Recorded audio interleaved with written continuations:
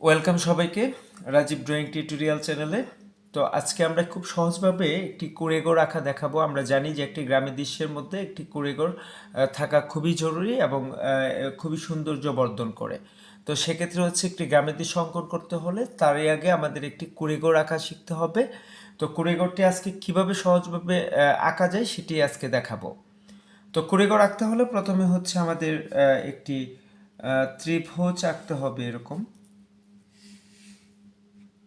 এরপর হচ্ছে ভিতর থেকে একটি ডাবল লাইন করতে হবে। এরপর আউটলাইনটা একটু লম্বা করে এটার সাথে অ্যাড করে দিতে হবে। দেন হচ্ছে এখানে এভাবে একটি লম্বা লাইন দিয়ে তারপর হচ্ছে বাঁকা করে এভাবে আরেকটি টান দিতে হবে।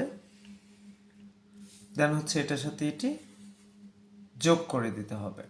ঠিক আছে, তারপরে এখানে আমরা ডাবল টান দিতে পারি, এখানে কিছু ডিজাইন করতে পারি, এরকম কুড়ি করে এরকম থাকে। তো আমি আগেই বলেছি আজকে ঘরটি খুব সহজভাবে করব, তো প্রত্যেকে একটু মনোযোগ সহকারে দেখে নিবা। এরপর এখানে একটি সোজা করে লাইন টানতে হবে নিচের দিকে লম্বালম্বি। তারপর এটা থেকে ওই লাইনটা এটা একটু ছোট হবে। তারপর ভিতর থেকে আমরা আরেকটা লাইন দিব। এরপর হচ্ছে এটার সাথে এটা, আবার এটার সাথে এটা আমরা যোগ করে দিয়েছি। নিচে একটু বাকি রয়েছে, সেটা আমরা যে মাটির যে অংশগুলো থাকে এই মাটির অংশটা আঁকার জন্য এইভাবে। এরপর এখান থেকে হচ্ছে আমরা এই টানটা দিব, এরপর এইভাবে হচ্ছে যোগ করে দিব। দেন হচ্ছে আমাদের একটি কুড়েঘর খুব সহজভাবে আমরা অঙ্কন করে ফেলেছি। এখানে কিছু এক্সট্রা লাইন টেনে দিতে হবে সৌন্দর্য বর্ধনের জন্য। হ্যাঁ, তারপর এখানে কুড়েঘরের দরজা মূলত এই পাশেও দেওয়া যায় এবং ওই পাশেও দেওয়া যায়। আজকে আমাদের দরজাটা দিব হচ্ছে ওই পাশে।